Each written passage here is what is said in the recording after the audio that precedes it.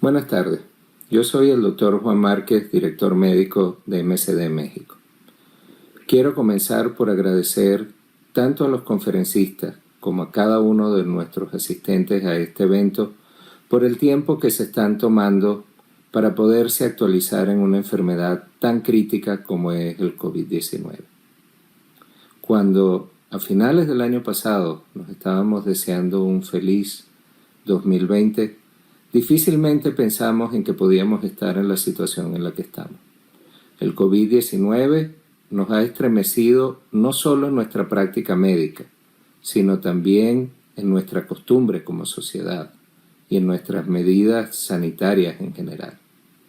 El avance que ha necesitado producirse en la ciencia ha sido tremendo y el conocimiento está evolucionando no en cuestión de días, semanas, meses o años, sino en cuestión de minutos. Y es por eso que consideramos importante el realizar este tipo de eventos, para de esa manera poder difundir el conocimiento científico que tenemos al momento. Ese conocimiento científico puede cambiar de manera muy rápida, pero a la fecha es el mejor conocimiento que tenemos. Nuestro evento va a estar organizado en 2 salas diferentes. Una sala dedicada a los temas generales del COVID y otra sala dedicada desde el punto de vista de las complicaciones y de las diferentes especialidades que interactúan con el paciente con COVID-19.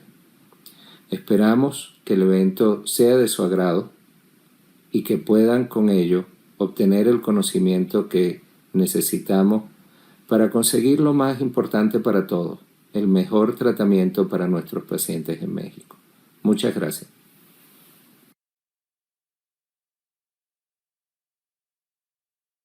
Hola, buenas noches. Muchas gracias por estar con nosotros.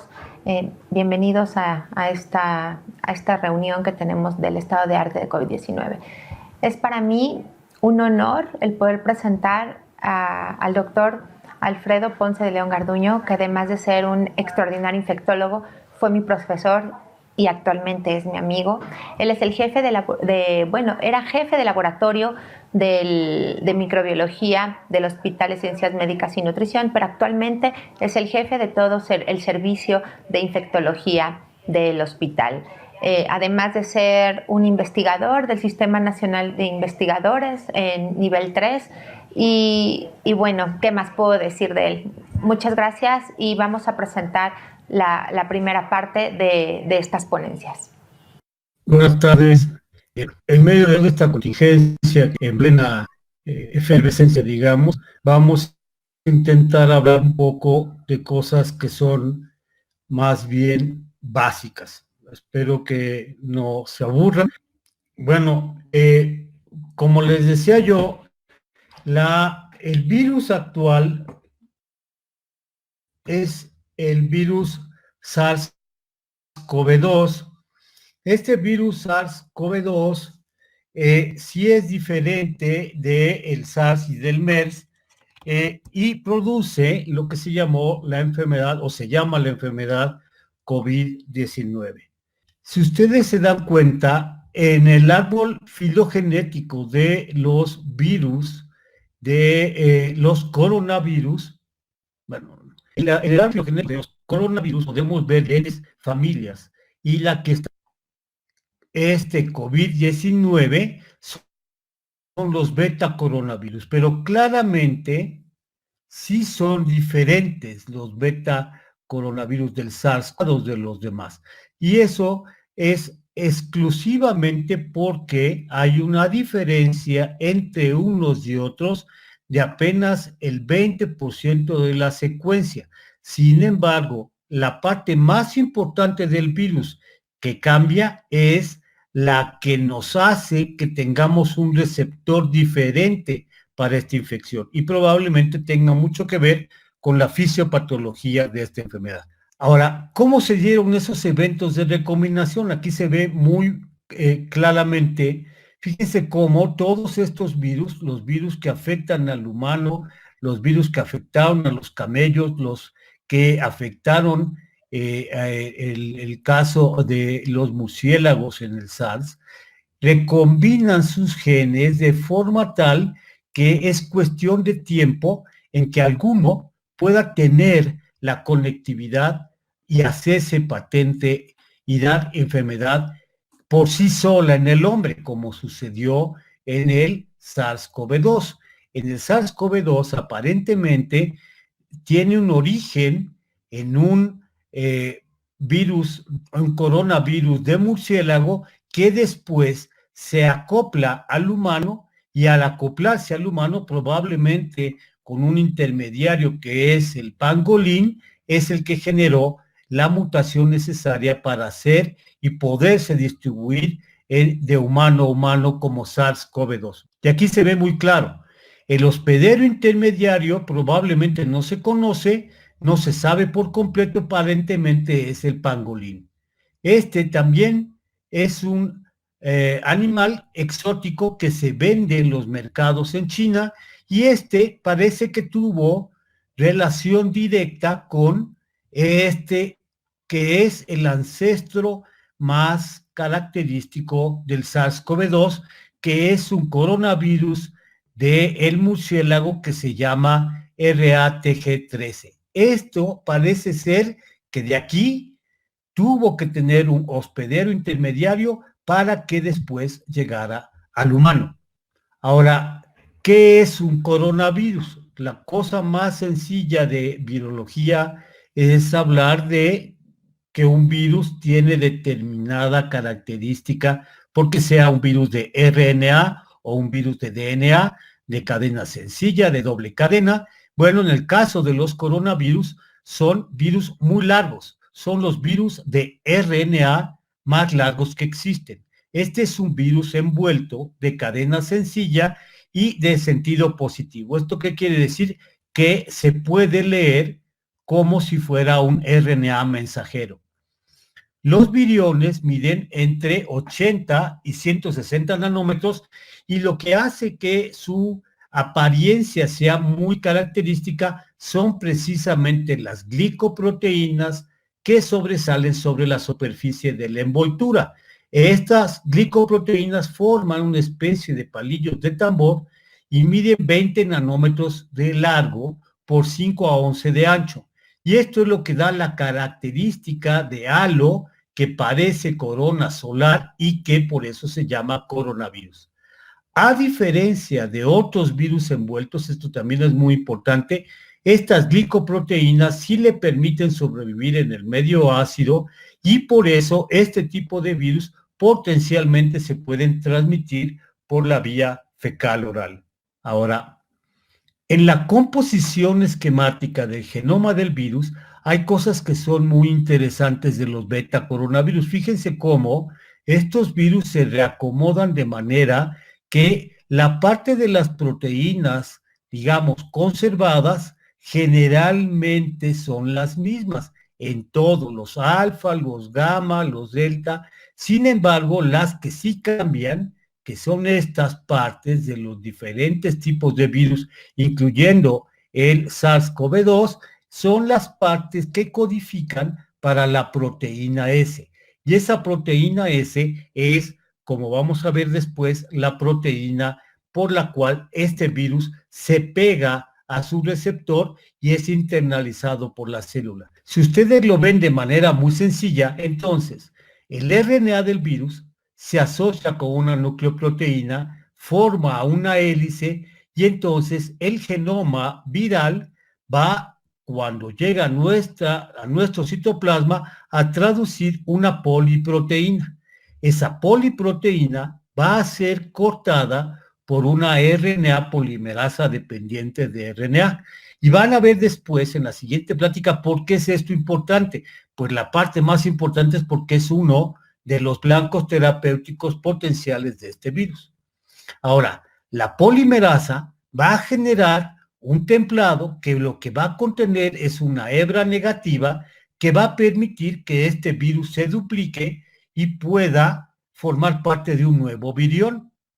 Sin embargo, al poderse leer de manera positiva la hebra del RNA, se lee como un RNA mensajero, lo cual también le permite al virus cierto grado de plasticidad, es decir, cierto grado de diversidad genética que cuando involucra áreas de lectura abierta que tienen que ver con la virulencia, hacen que este virus pueda o no tener mayor capacidad de infectar células. Si ustedes lo ven esquemáticamente, entonces llega el virus, se pega a su receptor, se internaliza y el DNA se lee de 5 a 3 prima muy fácilmente como si fuera RNA mensajero y se van formando a través de una polimerasa diferentes pedacitos estructurales del virus que después van a volver a formar el virión.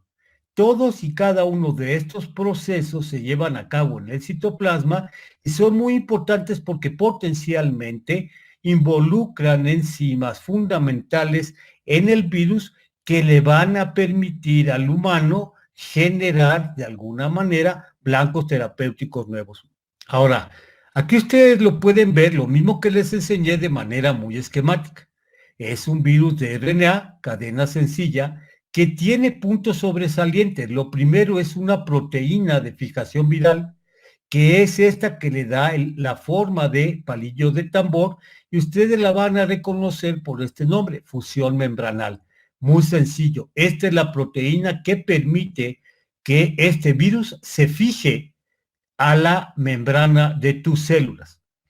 También tiene una RNA polimerasa dependiente de RNA, que lo que va a permitir es que este virus se duplique. Y al mismo tiempo se lee como RNA mensajero 5 a 7 proteínas virales que le permiten recombinación y diversidad genética. Entonces, fíjense cómo este SARS-CoV-2, que es un virus de la familia de los beta coronavirus, tiene algunas cosas interesantes. Lo primero, la entrada se produce porque el virus se fija a un receptor. Este receptor se llama AC2 y es en sí el receptor específico de la enzima convertidora de angiotensina que se encuentra expresada en los neumocitos tipo 2. Una vez que se fija el receptor a través de endocitosis, llega hacia el citoplasma y esto genera en la célula un estrés que va a producir apoptosis, es decir, el neumocito tipo 2 por la entrada del virus tiene programada la muerte.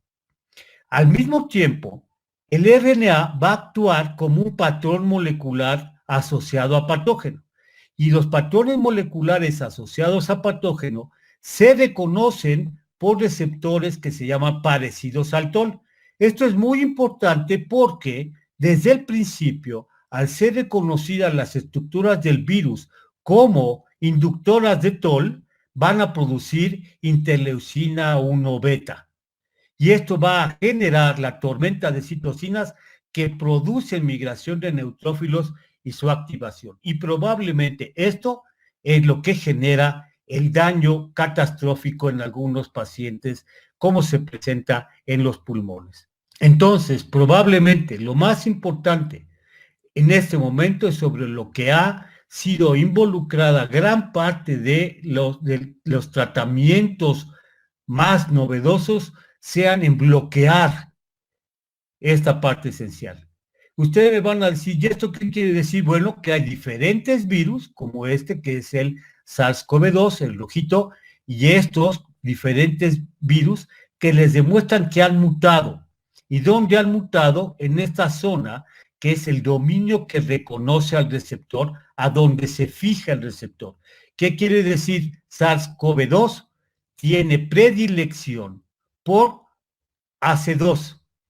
Y esto es muy importante porque esta proteína, este receptor AC2 puede ser bloqueado si nosotros logramos bloquear una proteasa de serina que conocemos con el nombre de TMPRSS2. No se espanten del nombre, eso es nada más una proteasa de serina dentro de tus células que al bloquearse potencialmente podría frenar la capacidad que tiene este virus de entrar a tus células. ¿Y por qué es importante? Porque la mayor parte de las vacunas van a estar dirigidas hacia esta zona. En este momento se sabe con anticuerpos monoclonales que con tecnología recombinante y con vacunas de DNA sí pueden producirse además este tipo de anticuerpos. Y visto de una manera muy, muy dramática, mírenlo, aquí está como no es invento, la región 1, la región 2, esta es la espiga, esto es el receptor, miren cómo se va uniendo. Lo que hace esta enzima que desdobla al AC2 es que se fije de manera preferencial la región 1. Cuando hay cambios o hay anticuerpos que pueden bloquear esta unión, es que se impide que este virus pueda entrar hacia dentro de tus células. Pero no es la única molécula importante. También hay otras proteínas esenciales que leen el ribosoma. Y estas son muy interesantes porque las conocemos muy bien todos ustedes que trabajan con pacientes que viven con VIH. Hay cosas semejantes a nucleósidos que son incorporados a estas enzimas. Bueno, lo mismo se ha empleado cuando se quiere bloquear la traducción a través del ribosoma del RNA mensajero. Y estas son las proteinasas 3L-Pro y la proteinasa similar a papaína. A final de cuentas, la tormenta de citocinas, que es producto de esta estimulación de los sistemas celulares parecidos al TOL, van a generar destrucción de las paredes alveolo-capilares. Y esto, como ustedes pueden verlo, esto es un modelo de macaco del virus, lo que va a traducir es una pérdida de la interfase entre el espacio dentro del alveolo y el estroma circundante. Hace que el fluido fugue y llena los sacos alveolares.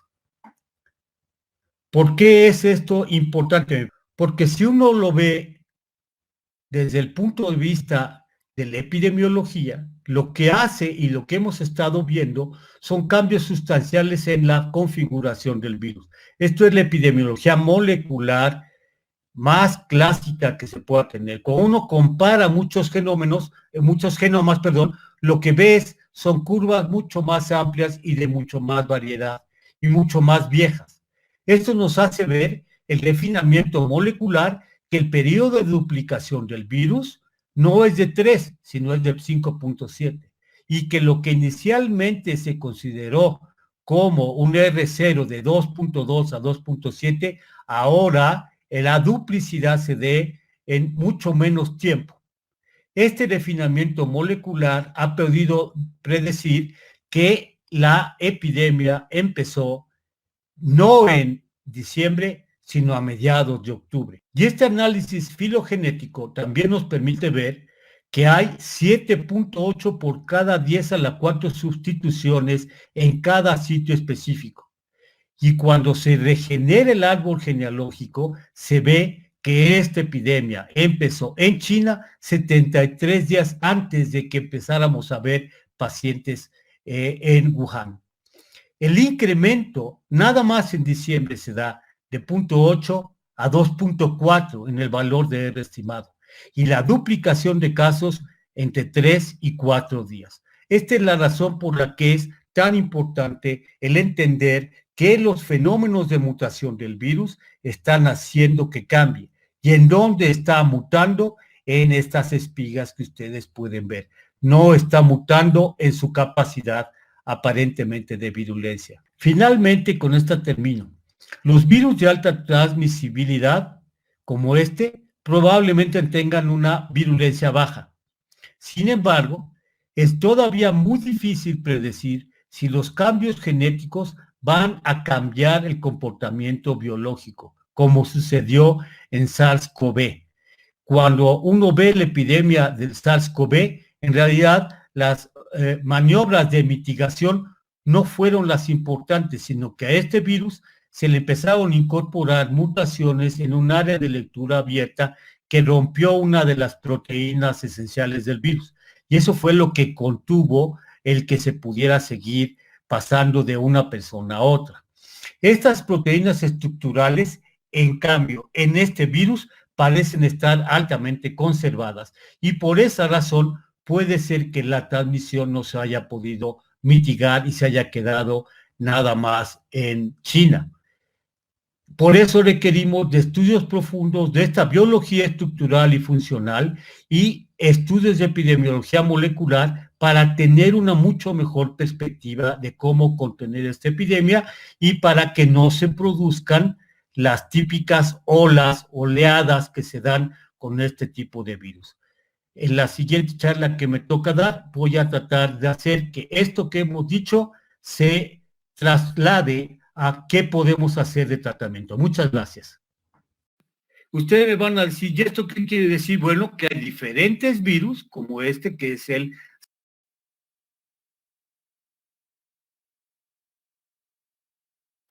Hola, buenas noches. Muchas gracias a MSD por la invitación a este gran curso. Agradezco al doctor Ponce la entrada a esto del SARS-CoV-2, coronavirus, que todos estamos aprendiendo poco a poco. Actualmente estoy en el servicio de infectología como encargada en el Centro Médico Nacional Siglo XXI, en el Hospital Especialidades, y soy miembro del cuerpo médico del Centro Médico ABC. Y voy a iniciar la presentación con la epidemiología en México y voy a hablar un poco de lo que ha pasado en el mundo. Bueno, este es mi conflicto de interés y como una introducción.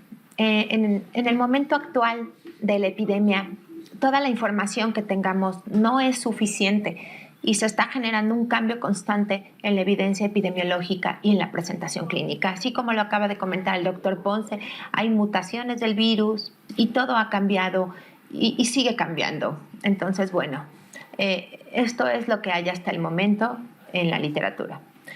¿Cómo empezó esto? Bueno, primero, las declaraciones por la Organización Mundial de la Salud. Para el 30 de enero, un brote de neumonía por SARS-CoV-2 se declara como una emergencia de salud pública de interés internacional. Para el 11 de febrero, se le pone nombre a ya esta enfermedad y se le denomina COVID-19. Y para el 11 de marzo, solo un mes después, se declara como una pandemia. En cuanto a la cronología, ¿qué es lo que tenemos? Bueno, la historia fue de la siguiente manera. Se reportaron los primeros casos en China. En diciembre se empezaron a reportar estos casos en China. Del 18 al 29 de diciembre se reportaron 5 pacientes con una neumonía que les causaba síndrome de insuficiencia respiratoria aguda y de estos un paciente falleció. Para el 2 de enero se confirmaron 41 pacientes hospitalizados. 50% de estos pacientes tenían comorbilidades. Y también se detectaron pacientes que habían tenido contacto con otras personas que se consideraban portadores asintomáticos probables. Para el 30 de enero, fíjense qué importante y qué rápido creció esto. Ya se habían reportado 7,734 casos en total, con 90 casos ya en otros países fuera de China. Hasta este momento, la letalidad calculada era de 2,2%. Ahora, esta diapositiva me gusta mucho porque ejemplifica cómo en tan poquito tiempo, y creo que espero que no nos pase nada similar, de diciembre 29, que se detectaron los primeros 5 casos, al 16 de febrero, prácticamente un mes y medio, ya contábamos con 51,000 casos en China. Y en el número de muertes, de empezar el 29 de enero, para el 16 de febrero ya había casi 2,000 pacientes que habían fallecido por esta infección. Estos números son de ayer, no pude actualizarlo más, disculpen. ¿Qué está pasando ahorita? Tenemos 2,5 millones de casos confirmados en el mundo, con 177,000 muertes desafortunadamente, pero un poco más de 500,000 recuperados. Ahora, ¿qué pasó en México? Bueno, el primer caso que se detectó en México fue el 28 de febrero de un hombre que viajó a Bérgamo, Italia. México fue el segundo país de toda Latinoamérica que detectó casos por COVID-19. El primero fue en Brasil. Y esto es un poco de la cronología en México. Aquí podemos ver un poco del la temporalidad en cómo han ido incrementando los casos desde el 28 de febrero hasta el 21 de abril. Y aquí podemos ver los 9.500 casos que se reportaron al día de ayer. Y en la siguiente diapositiva vemos cuál es el conteo de las personas que seguramente el doctor López-Gatell nos hace favor todos los días de darnos estas cifras y yo solo estoy tomando unas diapositivas para comentarlo el día de hoy. Hasta el día de ayer, 9.500 casos confirmados, 3.000 pacientes confirmados activos y desafortunadamente 850 defunciones. Por entidad federativa, pues las zonas de más concentración, como la Ciudad de México, siguen siendo los lugares con más casos, en espera de 50,000 todavía casos que se están estudiando para confirmar o no. Espero que no se confirmen todos. Y hasta el 21 de abril, por edad y sexo, siguen predominando un poco más los hombres que las mujeres, y no solo en México, en el resto del mundo. Ha sido un fenómeno que se ha observado incluso en los niños, predomina más los niños que las niñas. En un inicio se pensó que era una cuestión hormonal, pero los niños realmente no tienen esta cuestión. Entonces se está estudiando todavía por qué más en hombres que en mujeres. Y el rango de edad pues sigue siendo entre los 50 y 60 años. Los niños, hasta el 15 de abril, esto es lo que tenemos, 96 casos registrados, desafortunadamente una defunción, una niña con síndrome de Down. Y de estos, fíjense lo que les comentaba, 60% niños, 40% niñas aproximadamente. Y en cuanto a las defunciones, tenemos aquí las defunciones por edad y sexo, se observa igualmente más hombres que mujeres. Y la mayoría de estos casos tenían comorbilidades o han tenido comorbilidades como diabetes, hipertensión y obesidad, que siguen siendo factores de riesgo muy importantes. Ahora, ¿qué pasa con este virus en cuanto al patrón estacional? Como ya les dijo el doctor Ponce, estos virus son mucho más frecuentes en invierno. En algunos lugares, no estoy hablando solo del SARS-CoV-2, estoy hablando en general de los coronavirus. En Tailandia circulan todo el año y aún no se sabe, como todo, estamos todos aprendiendo si este virus va a seguir un patrón de invierno o se va a presentar durante todo el año. Aún no lo sabemos. Y tampoco sabemos si van a disminuir los casos en primavera y verano. Ojalá así suceda, porque bueno, por lo menos acá en México ya estamos en la primavera. ¿Cuáles son las personas que están en riesgo? Las personas mayores de 65 años, los que tengan comorbilidades como las que comenté, diabetes, hipertensión, obesidad, enfermedades pulmonares. En los adultos jóvenes todavía se observan muchos casos, sobre todo de 20 a 44 años, y de estos 20% se hospitalizan. Y los niños, bueno, es mucho más benigna la enfermedad, tienen menos síntomas y es un cuadro menos severo. ¿Qué pasa con la transmisión? Bueno, ya les explicó el doctor Alfredo en cuanto a la transmisión de los animales, cómo se transmitió al humano, pero aún no está seguro este mecanismo de transmisión. Lo que sí estamos seguros es que es a través de gotas respiratorias. Además de las gotas respiratorias, fomites. Es por eso muy importante que verán los letreros que no te toques la cara, no te toques los ojos, no te metas los dedos a la boca. Es justo por esto, porque tomamos objetos y nos podemos contaminar si todavía queda el virus presente en las superficies. La excreción viral en las personas asintomáticas podría representar hasta el 50% de las infecciones. Entonces, bueno, no vamos a saber quién tiene el virus, quién lo está excretando cuando las personas se sienten bien, y eso puede ser un gran problema. Y los síntomas se pueden presentar incluso cuando todavía el virus empieza a excretar, 1 día o 2 días antes que se presenten los síntomas. Esto es, una persona que está ya con fiebre, cefalea, dolor de garganta o dinofagia, puede estar excretando igual que en influenza 1 o 2 días antes el virus, entonces esto lo complica un poquito más.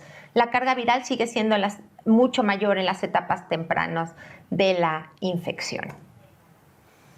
Entonces, ¿qué pasa? Y lo que les quiero transmitir a todos es que como no sabemos quién está infectado y quién está asintomático o quién incluso tiene el virus y en 1 o 2 días va a presentar síntomas, sí es muy importante que todos portemos nuestro cubrebocas. Y esa es la explicación que se le da a la población en general. Afortunadamente no se ha documentado todavía transmisión por aerosoles, por sistemas de ventilación en los aviones, siempre y cuando no haya una persona infectada, porque hay algunos reportes de personas que estuvieron en un restaurante y después el sistema de ventilación infectó a otras personas, pero es porque había una persona que estaba excretando el virus.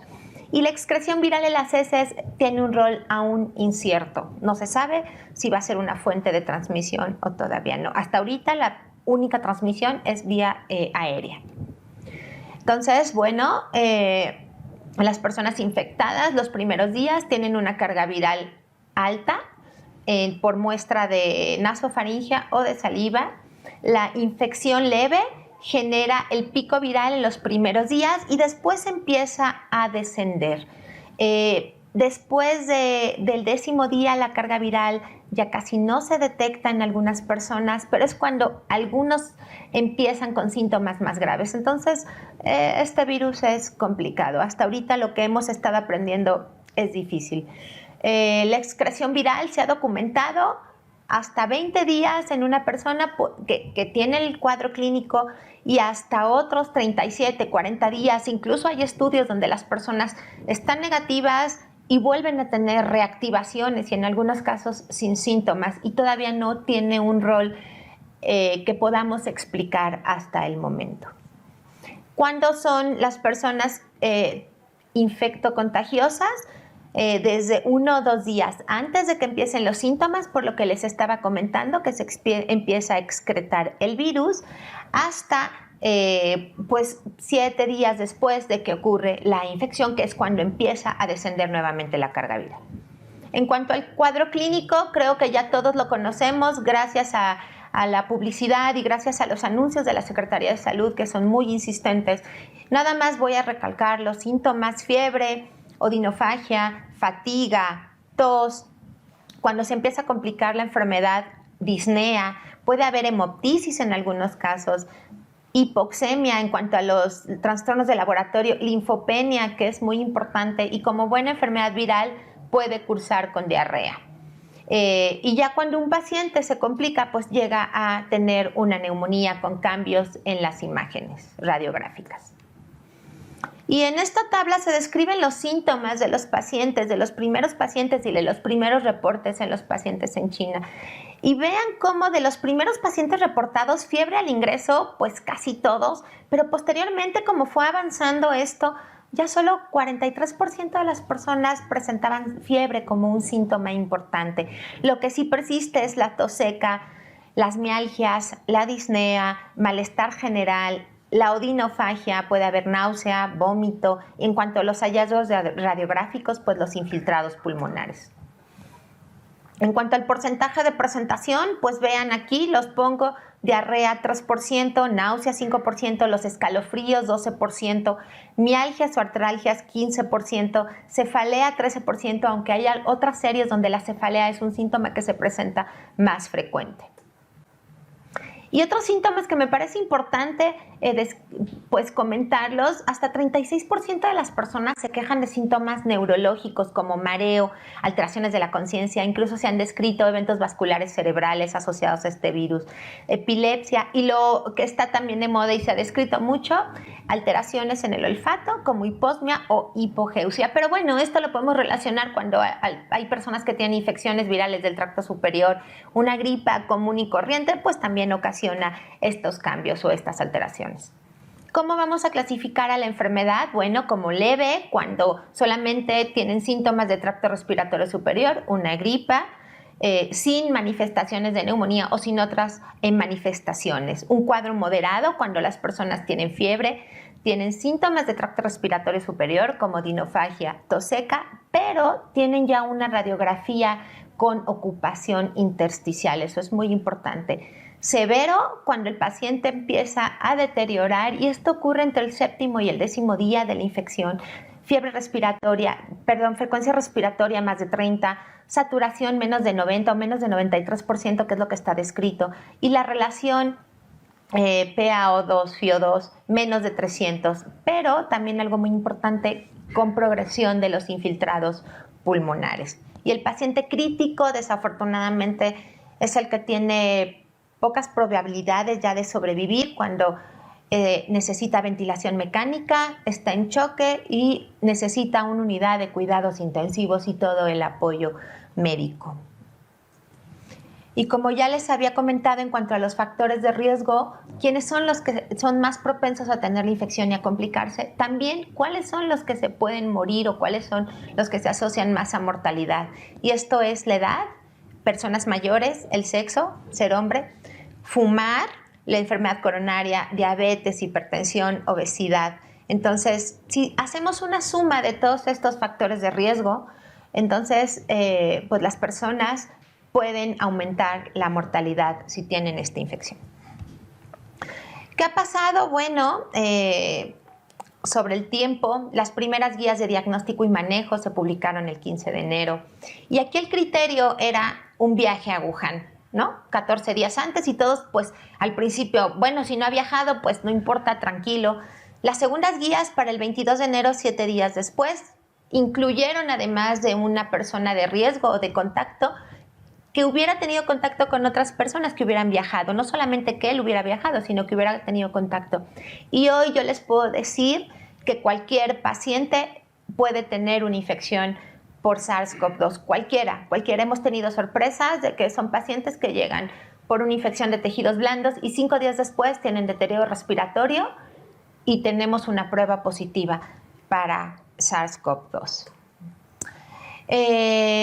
Esta diapositiva se las quise poner porque no tenemos muchos datos todavía. Aquí les pongo todos los otros coronavirus que el doctor Alfredo ya describió.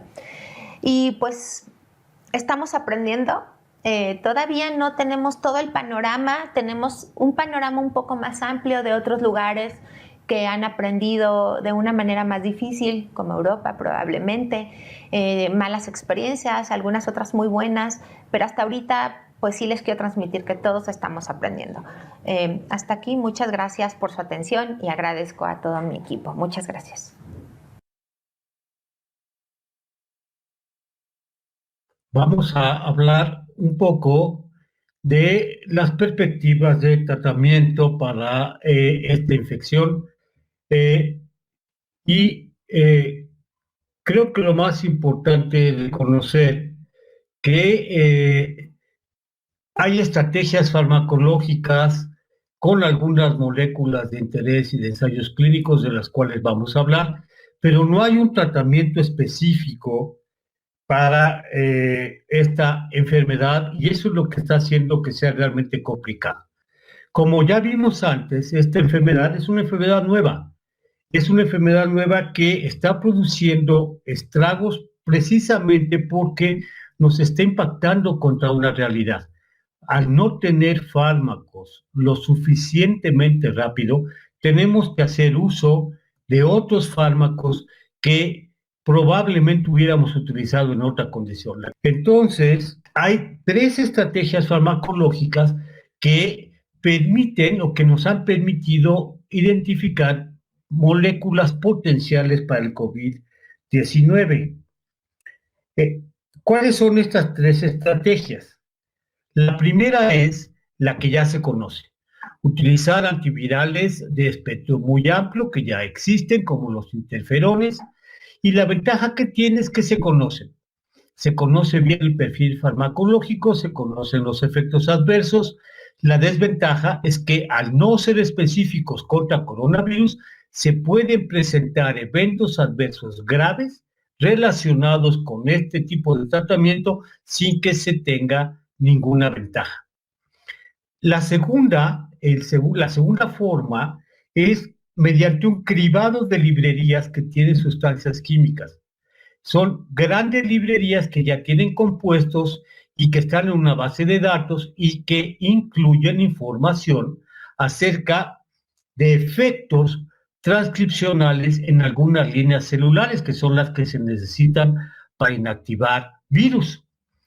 Este método puede generar muchos compuestos y estos compuestos posteriormente se evalúan en ensayos antivirales, pero eso se lleva mucho tiempo y se tienen que hacer en laboratorios de máxima seguridad biológica y no se podían hacer antes del tiempo de, por lo menos, que se tuvo la primera cepa en cultivo, es decir, más o menos a mediados del mes de enero.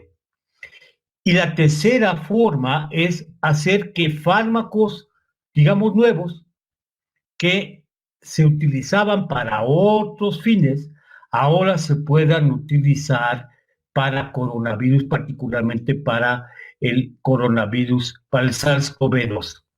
Por ejemplo, algunas moléculas silenciadoras de RNA, inhibidores de enzimas virales, como ustedes ya han oído hace rato, anticuerpos monoclonales que van dirigidos en contra del receptor celular, inhibidores de proteasa celular, inhibidores de la endocitosis, anticuerpos humanos o anticuerpos monoclonales dirigidos a la espiga S1 o al péptido S2 de este virus. Entonces, ustedes se acuerdan, esta imagen que veíamos antes la vamos a ver con mucho detalle. Este es tal vez el cuadro más importante. Fíjense cómo en letras verdes está el nombre de alguna sustancia y esto, si se dan cuenta, es el mismo esquema, nada más que aquí más estilizado que parecía una caricatura antes. Entra el virus, se pega a su receptor, es endocitado, llega al endolisosoma, se libera dentro del citoplasma, se lee el RNA como si fuera un RNA mensajero y diferentes tipos de lugares en donde los fármacos se pueden o han sido utilizados, aunque, y vuelvo a decir, no eran específicos de este virus, simple y sencillamente se utilizaban o para VIH o para influenza o para controlar la cascada de la tormenta de citocinas y las hemos aprovechado precisamente para esto. Ustedes saben que se ha utilizado la cloroquina y la hidroxicloroquina. Y es cuento de nunca acabar, como yo digo, con la pobre cloroquina y la hidroxicloroquina, porque hay un día un ensayo que dice que no funciona. 2 días después uno que dice sí funciona. 5 días después que siempre no. La realidad es que no sabemos, porque los estudios hechos al azar no han mostrado una superioridad ni están totalmente terminados. Entonces, ¿qué sabemos? Primero, que la hidroxicloroquina sí es más potente que la cloroquina. Y de hecho, la hidroxicloroquina es bastante mejor tolerada en pacientes con enfermedades reumáticas. Estos ensayos clínicos de tratamiento probablemente los que se estén llevando a cabo sean enfermedad discreta, no tanto, todavía se sigue llevando a cabo en el mundo para tratamiento preventivo previo y posterior a la exposición. ¿Cuál ha sido el estudio más criticado? Este estudio francés de 26 casos. En este estudio, hecho al azar, sí se demostró que disminuía la carga viral, pero cuando se quitó de ese esquema la citromicina daba exactamente igual que si se le hubiera dado. Entonces, el efecto de la hidroxicloroquina parece que no está del todo bien fundamentado. Es un estudio con críticas metodológicas muy importantes. Otro estudio, que es un estudio más grande, es uno chino de 152 pacientes. Este no mostró ninguna diferencia en la tasa de conversión a 28 días. Pero ¿qué sí mostró? Mostró recuperación de la linfopenia y disminución de la proteína C reactiva. Es decir, ¿y esto qué traduce? Que el paciente se sintiera mejor. Otro estudio al azar lo que hizo con la hidroxicloroquina fue acortar el tiempo de recuperación clínica. Disminuyó la fiebre, disminuyó la tos y mejoraron los hallazgos de imagen, pero el paciente persistía positivo. Lo mismo sucedió con lopinavir y ritonavir, igual que otros fármacos que se utilizaron en contra de VIH. Lopinavir y ritonavir sí fueron utilizados como guía de manejo en China, en algunos lugares de esta provincia de Hubei. siempre se les asoció con interferón alfa. ¿Y de dónde salía esto? Bueno, salió de que en el 2003 en Hong Kong, 152 pacientes con el SARS del 2003 recibieron lopinavir más esteroides más ribavirina y comparado con ellos les fue mejor. Tanto así que el desenlace disminuyó de 28 a 2.4%. Por esa razón es que se empezó en esta epidemia a utilizar lopinavir con ritonavir. ¿Y qué se vio en el estudio inicial en este brote de COVID-19? También se vio que había una reducción en la carga viral, que disminuía la cantidad de dosis del esteroide, que disminuía las infecciones nosocomiales en el grupo tratado, pero tampoco disminuyó ni la mortalidad ni la frecuencia con la que los pacientes disminuían sus cargas virales. Y tal vez la que hasta este momento pinta como de los mejores fármacos, la joya de la corona actual, es el remdesivir, que es un análogo nucleósido que tiene muy potente actividad in vitro. Bueno, resulta que el remdesivir es un fármaco que fue diseñado para MERS grave, y fue probado en modelos de ratón. Y en modelos de ratón disminuyó la carga viral de una manera impresionante, mejoró el daño pulmonar y el efecto fue claramente superior al lopinavir y ritonavir con interferón beta. Es más, remdesivir terminó ya el estudio en contra de ébola. Y lo que se vio en ébola es que 54% de los pacientes con ébola que recibieron remdesivir curaron. Esa es la razón por la que se utilizó y se empezó a utilizar remdesivir. El estudio más importante y más grande que se ha llevado a cabo a nivel de todo el mundo, aparentemente, aunque esto es información oficial, demuestra que sí mejora los pacientes cuando se les da remdesivir y sí se curan más rápido. Pero nuevamente, esto todavía no se puede ver. Y en la figura ustedes ven cómo con el efecto del remdesivir a dosis terapéuticas, las cositas, los puntitos verdes desaparecen. Bueno, pues son las células infectadas por este virus. Un fármaco muy interesante que no hay en México, no se ha ensayado, y quién sabe si se ensaya en México, es este favipiravir. El favipiravir es un inhibidor de la RNA polimerasa dependiente de RNA. Es un mecanismo diferente al del remdesivir. Este fármaco fue diseñado para influenza y, sin embargo, tiene la capacidad de bloquear la replicación de una gran cantidad de virus. Es una forma, una prodroga que después se convierte en esta forma activa al entrar al ciclo de las células humanas. Y en Shenzhen, el 14 de febrero, empezó el estudio contra placebo para utilizarlo. Y lo que se sabe es que en los controles que se utilizó lopinavir y ritonavir, el utilizar favipiravir fue mejor, fue superior. Sin embargo, todavía este estudio no ha terminado. Yo creo que este es uno de los fármacos que próximamente puedan ser ensayados de manera más grande, sobre todo en Asia. Y finalmente del grupo de antivirales que son inhibidores de esta proteasa que yo les decía. Esta es la proteasa que se localiza en nuestras membranas, es una proteasa nuestra, no es una proteasa del virus. Y resulta que dos fármacos pueden inhibir esta proteasa que se llaman Camostat y Nafamostat. Fueron diseñados específicamente para otros fines. Nafamostat es tal vez el mejor y fue diseñado para cáncer de páncreas, pero también se vio que en el caso de MERS tuvo una importantísima actividad, ya que evitaba que se acumulara fluido intersticial en los pulmones.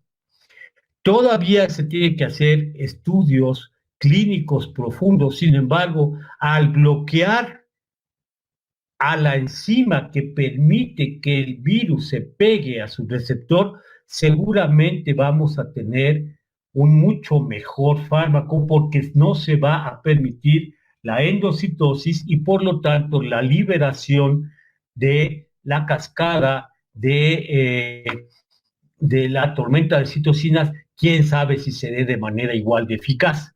No es la única estrategia, pero es una estrategia muy válida. Tendría que utilizar el virus otro tipo de fenómeno para poder desarrollar la cascada. Y muy importante, ¿por qué razón en China probablemente no tuvieron tantas muertes? No se debe a que cerraron la ciudad, no se debe a que los chinos probablemente sean una población diferente. No murieron tantos, muy probablemente porque SARS y SARS-CoV-2 comparten algo de los sitios de unión con este receptor, y entonces tenían anticuerpos neutralizantes previos. Esto que favorece actualmente, favorece que se piense que la terapia con plasma o la terapia con anticuerpos monoclonales dirigidos en contra del virus pueda tener algún efecto, lo mismo que el suero hiperinmune humano.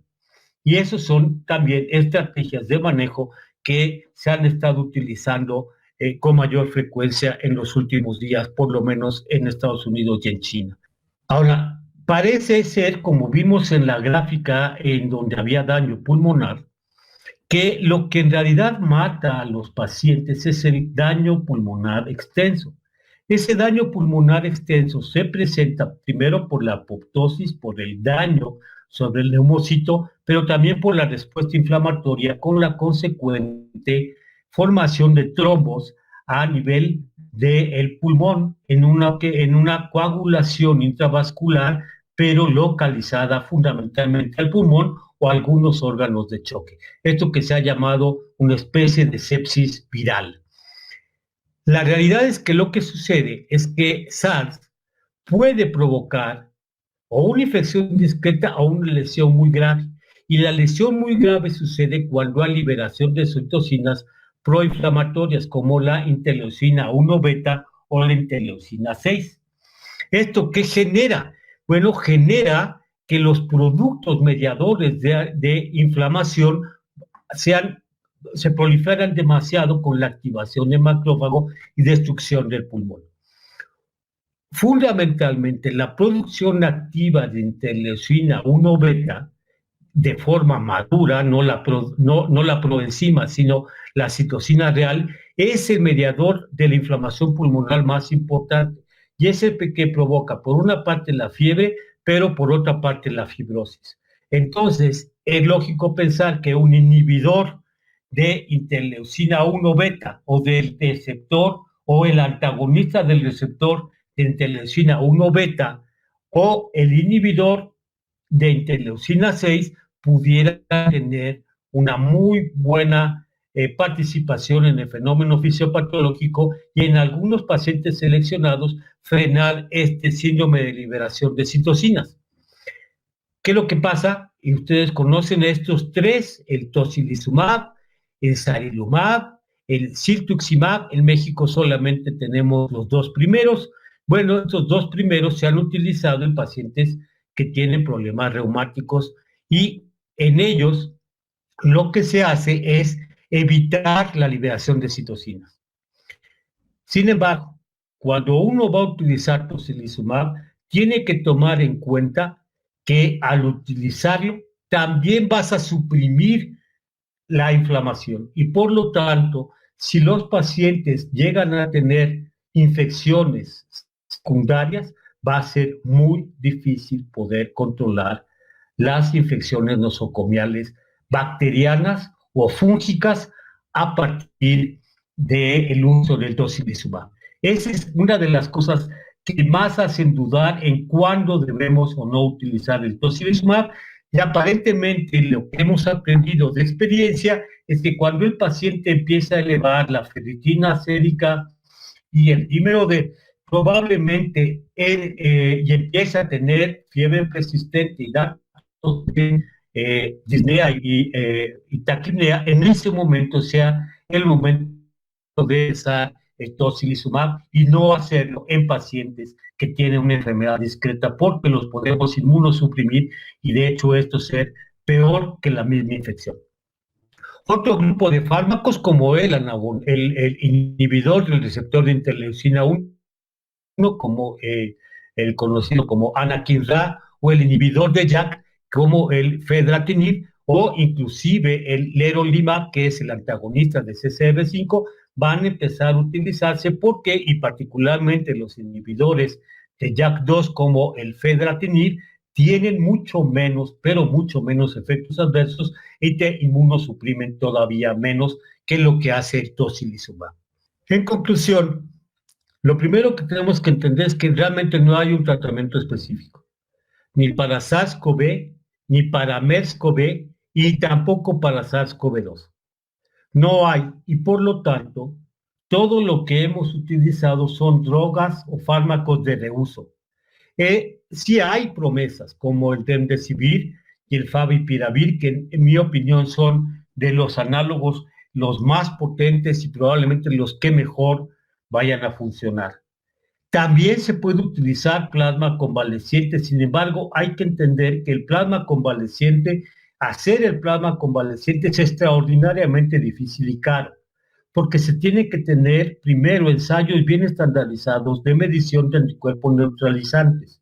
No es así como lo que se nos ha dicho en la tele, le saco sangre a uno y se la paso al otro. No, tenemos que saber si ese paciente ya tuvo y está convaleciente, y además saber si ya se recuperó y si tiene niveles de anticuerpos adecuados como para que funcione la plasmaféresis y después la transfusión de plasma fresco congelado.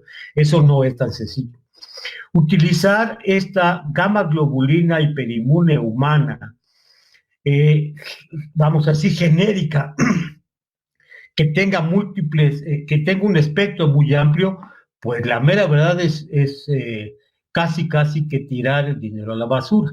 Tendríamos que conseguir estos anticuerpos inmunizados, sueros hiperinmunes, a partir de regiones del mundo en donde la exposición al virus haya sido ya muy grande, la gran mayoría de la población pueda donar sangre y de ahí se puedan tener títulos de anticuerpos opsonofagocíticos elevados, lo cual todavía falta un buen rato en poder hacer.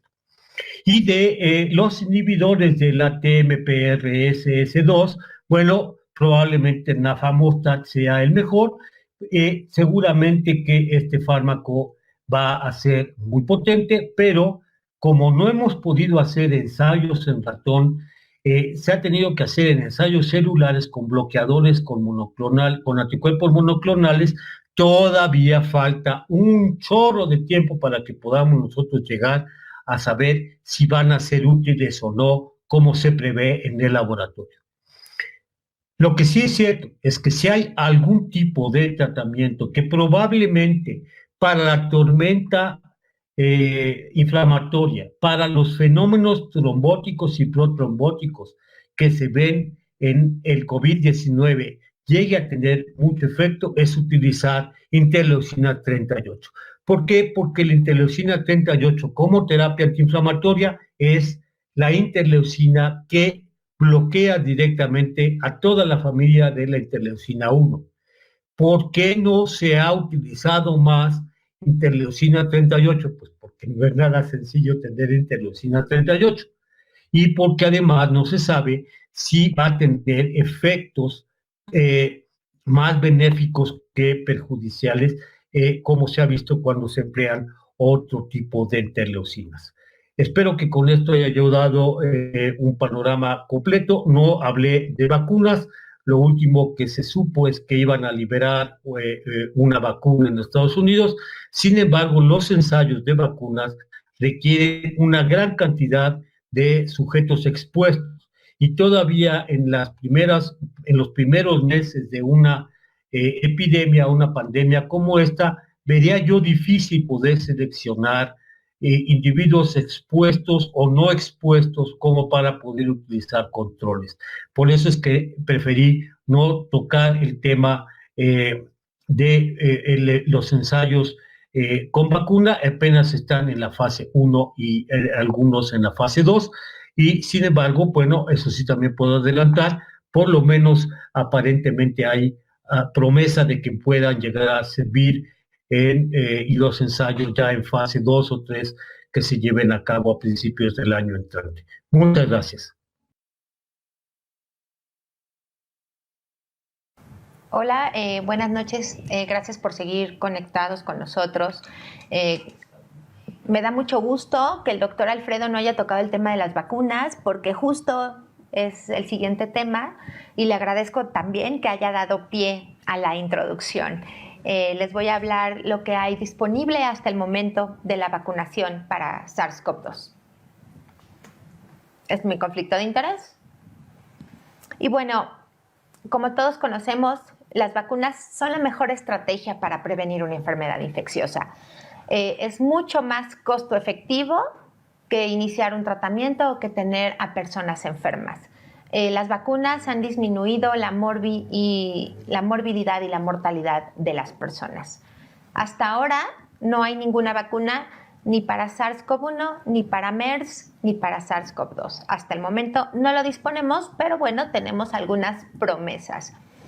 Hay actualmente 40 compañías e instituciones académicas dedicadas a la investigación que se están encargando en trabajar en el desarrollo de una vacuna para este nuevo virus.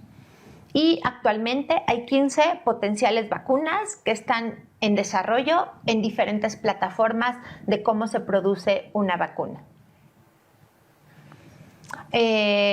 Investigadores de todo el mundo, de todos lados, están trabajando para esto. Eso es lo más importante. Y bueno, tenemos que entender los mecanismos de las proteínas que existen en el virus y el receptor del huésped. Que esto nos lo comentó muy bien el doctor Alfredo en su primera charla de cómo está formado el virus y cuáles son las proteínas que tiene en su cápsula. Así vamos a entender cómo va la transmisión entre las especies y poder establecer asimismo modelos animales para poder generar una vacuna. ¿Cuáles son los tipos de vacunas disponibles en el mundo? No para este virus en general. ¿Cómo se forman las vacunas? Bueno, hay vacunas de virus vivos atenuados, hay vacunas de virus inactivados, hay vacunas de subunidades recombinantes de polisacáridos y conjugadas, hay toxoide, hay vacunas de ADN y hay vacunas de vector recombinante. Entonces tenemos una gama, variedad de plataformas para poder generar una vacuna.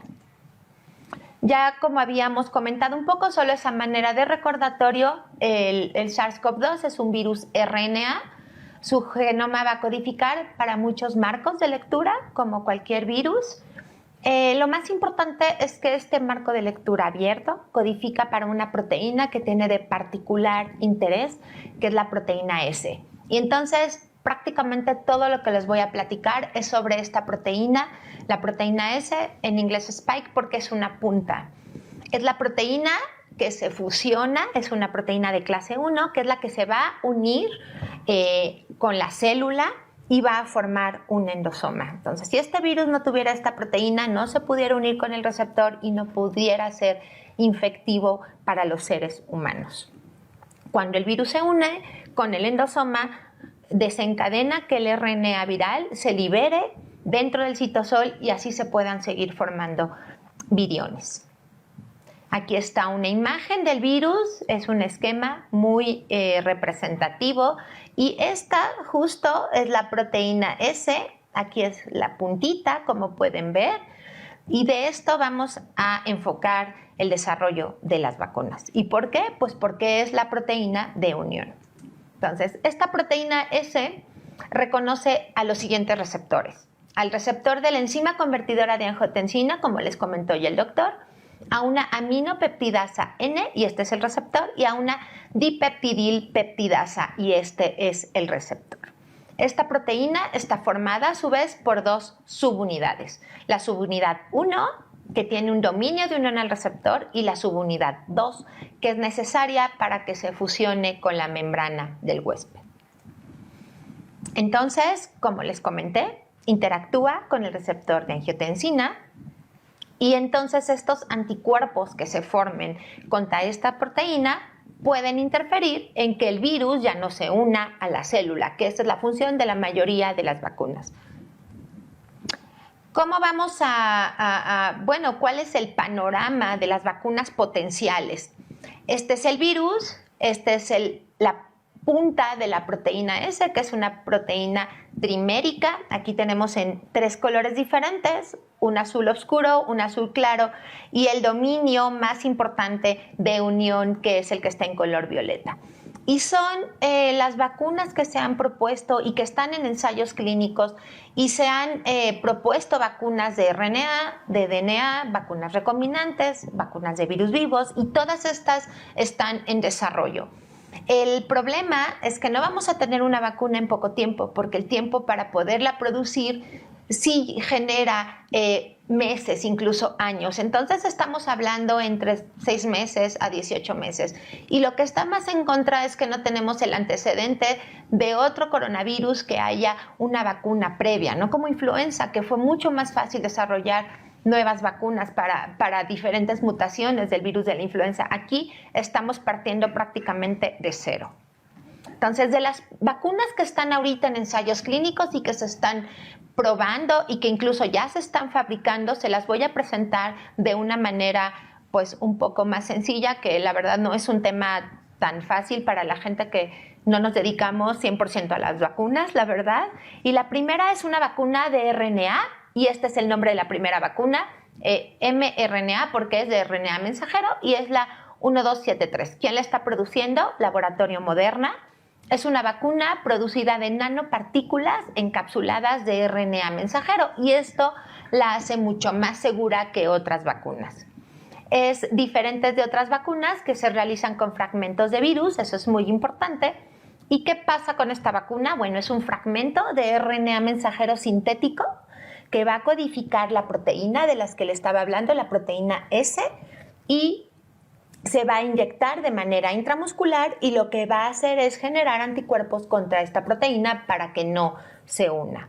El ensayo clínico que se está corriendo ahorita es este es el registro del ensayo clínico controlado. La siguiente vacuna es la INO 4800, la está produciendo el laboratorio Inovio, que tuvo una unión con este otro laboratorio, Advaccine Biotechnology, que está en Singapur, Beijing, me parece, perdón, Beijing. Y esta es una vacuna, a diferencia de la otra, es una vacuna DNA, que es una vacuna un poquito más genética, Y aquí es muy interesante el mecanismo porque es una inyección directa de plásmidos. ¿Y qué va a pasar?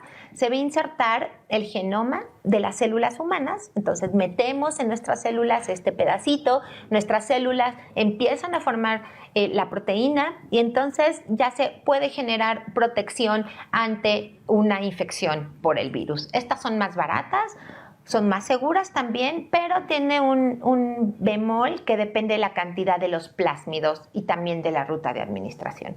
Entonces, bueno, esperemos qué está pasando con esta vacuna. La siguiente está registrada con este nombre de investigación, está propuesta por la Universidad de Oxford y está compuesta por un vector de adenovirus no replicante junto con la secuencia de la proteína S. Recordemos que todo está enfocado ahorita a la proteína S, que es la de unión, y justo lo que no queremos es que el virus se una. Aquí ya tenemos ensayos clínicos de fase 1 y fase 2. Este es el registro del ensayo clínico controlado. ¿Cuál es su pro? Que es seguro en niños y en personas con comorbilidades, como es este virus que le gusta a las personas que tienen diabetes, hipertensión. Tiene un amplio tropismo también por el epitelio respiratorio y gastrointestinal, que justo es donde ataca este virus, y además que es donde son sitios que se expresa muy bien este receptor de angiotensina para este virus. ¿Cuál es su contra? Que a veces por el vector por el cual se inserta no es posible generar la inmunidad que quisiéramos. Puede ser menor la inmunidad. La siguiente vacuna es basada en nanopartículas, la está haciendo el laboratorio Novavax. Se parece un poquito a la de RNA mensajero. Aquí se puede conjugar con otras epítopes antigénicas, que son las partes del virus, y lo que hace es imitar al virus. No inyectamos el virus, imitamos la parte genética del virus, y así hacemos que el sistema inmune se estimule y que se produzcan linfocitos que nos van a defender después ante una infección real. La administración es intranasal, que genera mucha respuesta inmunológica. También tiene base en proteína S, y para el verano se espera el ensayo fase 1. La siguiente son vacunas de células artificiales presentadoras de antígeno patógeno específico, y esta tiene un mecanismo de acción súper interesante y se va a basar en las células T, que nos ayudan para erradicar células con cáncer e infecciones virales. Entonces vamos a insertar prácticamente esto en la célula para que se estimule el sistema inmunológico y se generen cantidades altas de antígeno. ¿Qué pasa? Estas células ya modificadas van a expresar una proteína que se parece, y así el sistema inmune va a generar anticuerpos contra esta proteína. También se están corriendo 2 ensayos clínicos contra esta vacuna. Y la vacuna de subunidad recombinante, que es por Clover Biopharmaceuticals, se unió con Glaxo y están generando una vacuna basada igual en la proteína S, que les comenté desde un principio. Ya confirmó el laboratorio que ya pudo generar esta punta o esta espiga, lo cual es muy bueno, y ya se están produciendo títulos de anticuerpos que están detectando en las personas. ¿Qué inconvenientes tenemos ahorita en cuanto a la vacuna? Uno, que este virus, por ser un virus RNA, muta, y de hecho ya se han encontrado algunas mutaciones. Tiene una diversidad genética alta, ya no es el mismo virus. Hay algunos reportes que creo que lo presentó incluso el doctor en la primera plática, donde empezamos con un virus y ahorita ya es un virus totalmente diferente.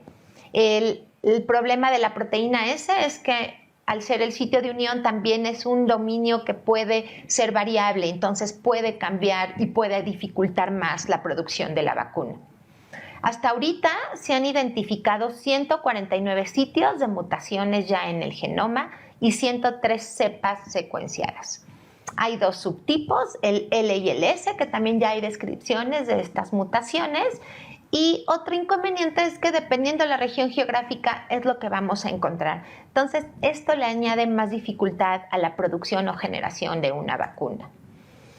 Otro inconveniente es un fenómeno que las personas, los inmunólogos, conocen muy bien. No soy experta en inmunología, que se llama una mejora inmunológica o una mejora dependiente de anticuerpos. Y esto es un fenómeno en el que los anticuerpos que se generan por una vacuna van a facilitar la entrada del virus en la célula huésped, lo que le conferiría más infectividad a las células. Es un fenómeno que se ha descrito en dengue, en Zika y previamente en otros coronavirus. Entonces, en vez de proteger, promueve o hace que la célula sea más lábil y más sensible a que sea infectada por otros virus. En SARS-CoV-2 aún no se describe este fenómeno, pero está descrito en sus parientes cercanos. Otras consideraciones: no sabemos cuánto dura la respuesta inmune en este coronavirus.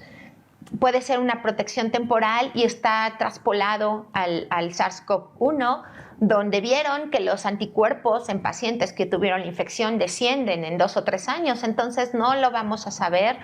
Puede haber reinfecciones incluso por este mismo virus con síntomas más leves, pero se puede producir, no es una inmunidad de por vida. Entonces tenemos un panorama un poco difícil y complicado para la generación de una vacuna. Y no sería para este momento, como les comenté en un inicio. Entonces, el tiempo de espera, como les dije, no hay una vacuna ya previa, entonces no podemos partir ya de una base que hubiera una vacuna aprobada para SARS-CoV-1 o para MERS. Y se tienen que hacer pruebas y ensayos clínicos en modelos animales para poder aplicar una vacuna a población abierta. Y siempre debemos de vigilar efectos secundarios de las vacunas, por lo menos 3 a 6 meses. Entonces no vamos a tener una vacuna por lo menos en los próximos 6 meses porque tiene que pasar por un proceso de observación y de investigación. Entonces, este es el tiempo, la fase 1 en humanos sanos, la fase 2 para valorar dosis y efectos secundarios y ya la fase 3 en cohortes. Entonces, esto tarda entre 1 año y 1 año y medio para que podamos disponer de una vacuna, no solo para este virus, sino una vacuna en general. Entonces, ¿cuál es la perspectiva de la vacuna? No es para este momento de pandemia, desafortunadamente no la vamos a tener pronto, pero es una estrategia a largo plazo. ¿Para qué? Para poder prevenir brotes futuros y que ya no haya otra pandemia, esperemos. Entonces, qué bueno que se está trabajando en esto en otras partes del mundo, qué bueno que tenemos investigadores, qué bueno que hay ensayos clínicos ya dirigidos a esto y ojalá muy pronto podamos tenerlo. Y bueno, aquí está la noticia. Esta es la primera persona, Jennifer Haller, que está recibiendo la primera dosis de la vacuna de RNA mensajero por el laboratorio Moderna. Y bueno, es la primera voluntaria. Vamos a ver cómo nos va. Y pues bueno, esto fue el 5 de abril, apenas. Y muchas gracias por su atención. Son mis hijas que son parte de la esperanza y del futuro de todo el mundo. Muchas gracias. ¿Cuál es el esquema de tratamiento que está actualmente administrando la Secretaría de Salud? Han seguido las mismas pautas que les acabo de recomendar, que es todavía utilizar cloroquina o hidroxicloroquina. Que yo sepa, no sé si ha habido algún cambio o modificación del día de ayer para el día de hoy. Todo lo demás es, digamos, tratamiento convencional del fenómeno de la sepsis que se pueda llegar a presentar en nuestros enfermos, buena hidratación, vigilancia de la frecuencia respiratoria tratar en lo posible de evitar infecciones nosocomiales, que eso es algo muy, muy importante que tenemos que hacer todos. El virus sí puede llegar a matar por sí solo, o se mueren las personas que tienen alguna comorbilidad. Se mueren mayoritariamente aquellos que tienen alguna comorbilidad, pero el virus por sí solo sí es capaz de producir un daño pulmonar muy extenso, que se puede inclusive ver en pacientes sin ninguna comorbilidad y jóvenes, lamentablemente. Y esto del dióxido de cloro tampoco tengo yo ninguna idea. Es como esto de que la teoría esta de que si afecta o no el grupo hemo y demás, que está completamente desechada, ya que, pues bueno, simple y sencillamente los eritrocitos no tienen ni expresan el receptor por el cual entra el virus. Entonces, pues es prácticamente imposible que den esa lesión. Lo que sí puede suceder, eso sí, es que con la trombosis, con la agregación plaquetaria, con lo que llamamos coagulación intravascular localizada al pulmón, se genera el mismo fenómeno y ahí se haya crisis de eritrocitos, pero eso es básicamente un fenómeno secundario. No hay una como tal, bueno, hay coagulación intravascular, pero es una coagulación intravascular fundamentalmente localizada a cada uno de los órganos que primordialmente se afectan. Y sí, desde luego que esto va a condicionar la gravedad del caso. Sin embargo, como les digo, no es que haya una coagulación intravascular en los casos de coagulación intravascular diseminada asociada a sepsis. De hecho, en estos pacientes tienen dímero D muy elevado con fibrinógeno normal y lo que sí ves es TP y TPT prolongados con algunos pacientes que tienen plaquetas bajas. Entonces, lo que se piensa es que hay un fenómeno protrombótico asociado a coagulación intravascular con una coagulopatía por consumo localizada al órgano afectado. Sí se sabe que hay órganos que expresan AC2, fundamentalmente el pulmón, pero también el intestino, el riñón y el hígado lo hacen. Entonces, lo que sí hemos visto es que hay hepatitis, sí hemos visto alguna elevación de lipasa, de amilasa como si fuera una pancreatitis edematosa aguda que después posteriormente pueda ser grave. Sí hemos visto fenómenos trombóticos, afortunadamente no con la frecuencia con la que lo esperábamos, y justamente hoy hemos estado en reuniones en el instituto viendo qué nos conviene más, si anticoagular total, si anticoagular profilaxis, si dar enoxaparina a dosis intermedia. Y creo yo que eso depende de cada institución y de la facilidad que tenga cada institución, porque en realidad lo mejor para tratar de medir si se debe o no se debe de anticoagular y cómo al enfermo, sea con un tromboelastógrafo más que estar midiendo este tipo de productos que nos dan una orientación, pero no nos van a decir hacia dónde debemos de dirigirnos. Lo mismo es en cuanto a mediciones de factor 10 para tratar de identificar si vale la pena o no dar tal o cual heparina fraccionada. Ahora le toca a Surya. Sí, hay una última pregunta, perdonen. Hola, doctor. Sí, aquí nos preguntan en la clasificación leve, moderada, severa y estado crítico, si hay tiempos aproximados de presentación en cada caso. La realidad es que para que un paciente se presente en un estado moderado, incluso llegue al severo y crítico, se ha visto que la mayoría de los pacientes empiezan entre el 7º y 10º día de iniciado el cuadro clínico, que es justo cuando desciende la viremia en las personas y se liberan mucho más citocinas y ya hay un estado mucho más proinflamatorio que por actividad viral directa. Y pues bueno, si ya no hay más preguntas, muchas gracias. Gracias por su atención, doctor. Buenas noches a todos. Gracias.